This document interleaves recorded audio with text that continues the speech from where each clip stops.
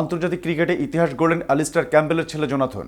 Zimbabwe দলের দ্বিতীয় cricketer হিসেবে অভিষেক টেস্টে অধিনায়কত্ব করলেন তিনি। আয়ারল্যান্ডের বিরুদ্ধে বুলাওয়েতে প্রথম টেস্টে টস করতে নামার সঙ্গে সঙ্গেই ১৪৮ বছরের ক্রিকেট ইতিহাসে এক বিরল ঘটনার সঙ্গে নিজের নাম জড়িয়ে ফেললেন তিনি। আরও বিস্তারিত থাকছে প্রতিবেদনের বাকি অংশে।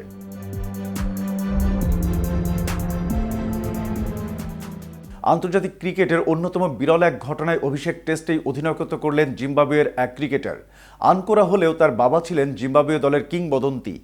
একটা সময় সচিন টেন্ডুলকর, সৌরভ গাঙ্গুলিদের বিরুদ্ধে তিনি খেলতেন। ব্যাট হাতে তিনি অনেক ম্যাচেই চলচাপা লড়াই দিয়েছেন। তিনি অ্যালিস্টার ক্যাম্পবেল। তার ছেলে জোনাথন ক্যাম্পবেলই আন্তর্জাতিক ক্রিকেটে ইতিহাস গড়লেন।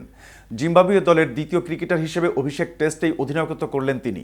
আয়ারল্যান্ডের বিরুদ্ধে বুলাওয়াতে প্রথম টেস্টে টস করতে নামার সঙ্গে সঙ্গেই ১৪৮ বছরের ক্রিকেট ইতিহাসে এক বিরল ঘটনার সঙ্গেই নিজের নাম জড়িয়ে ফেললেন তিনি।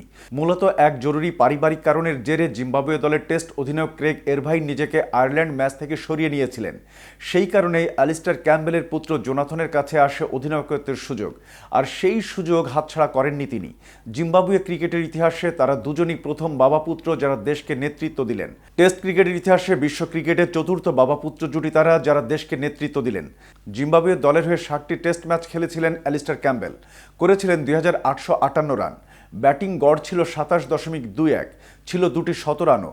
এছাড়াও দেশের জার্সিতে ১৮৮টি একদিনের ম্যাচেও প্রতিনিধিত্ব করেছিলেন ক্যাম্পবেল। ১৯৯২ থেকে ২০০৩ সালের মধ্যে দেশের হয়ে চুটিয়ে খেলার পাশাপাশি ২১টি ম্যাচে অধিনায়কত্ব করেছিলেন তিনি। যদিও জিতেছিলেন মাত্র ২টি ম্যাচে। একটি ম্যাচ ভারতের বিপক্ষে জেতার পাশাপাশি পাকিস্তানের বিরুদ্ধেও দেশকে নেতৃত্ব দিয়ে জেতান ক্যাম্পবেল।